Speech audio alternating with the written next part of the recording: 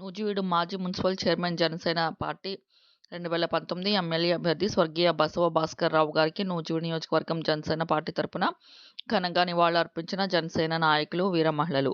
కీర్తిశేషులు మాజీ municipal chairman, Nuzvid senior నాయకులు భాస్కర్రావు గారికి జనసేన పార్టీ తరపున ఘనంగా నివాళులర్పించి ఆయన విగ్రహానికి పూలదండలు వేసి ఆయన నూజివీడు పట్టణంలో చేసిన అభివృద్ధి పనులను గుర్తు చేసుకుని నేడు ఆయన లేని లోటు కనిపిస్తుందని అన్నారు.